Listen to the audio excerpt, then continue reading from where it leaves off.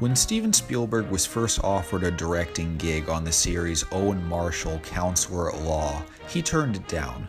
He'd been asked to direct an episode about an opera singer, but he hated that script, so he was offered another episode, this one about a high school football controversy. He agreed to direct this episode, but only on the condition that the script be rewritten, so the show's creators gave in to his demands and let him make it the way he wanted. The resulting episode, entitled Eulogy for a Wide Receiver, is much like Spielberg's 2 episodes of The Psychiatrist, in that it's fallen into the cracks of obscurity over the ensuing decades and it's very hard to find. Luckily, like some of the other episodes in this series, I was able to find a copy of it at the Pally Center for Media in Beverly Hills, and there I got to watch it for the first time. For the most part, I enjoyed it. Anson Williams from Happy Days plays a high school football player who dies of exhaustion after an intense game, and right away I felt very bad for this kid. He's under so much pressure by everyone around him that when he suddenly dies, I thought the rest of the episode was going to be about Owen Marshall and his team of lawyers suing the kid's aggressive coach, played by Stephen Young. So imagine my surprise when I realized the episode was actually about the lawyers defending the coach of all people. This is a challenging thing to try to achieve, and Spielberg, to his credit, almost succeeds. The problem is that the coach just isn't very likable. He's a scary guy, and you do kind of want to blame him for the kid's death. A big court case follows, making this the first courtroom drama of Spielberg's career. And the courtroom sequence itself is pretty well directed. I love Lou Frizzle's performance as the prosecutor. Lou Frizzle was one of the great character actors of the 1970s. I especially loved him as the pharmacist in Robert Mulligan's Summer of 42, and evidently Spielberg enjoyed working with him here because he later cast him as the bus driver in Duel.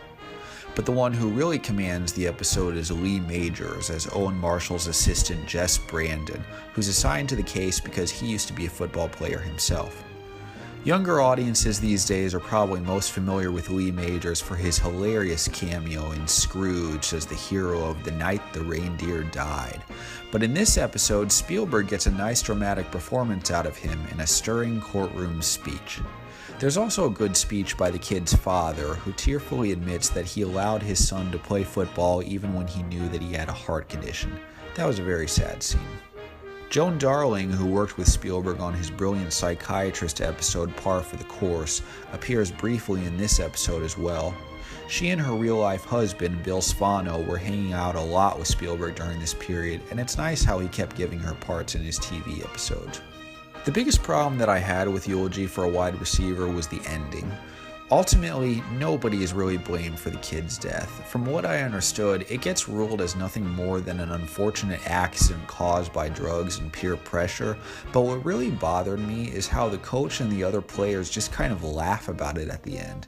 And to me, this completely undermines the terrible tragedy of the kid's death, which really should have been the main focus of the episode.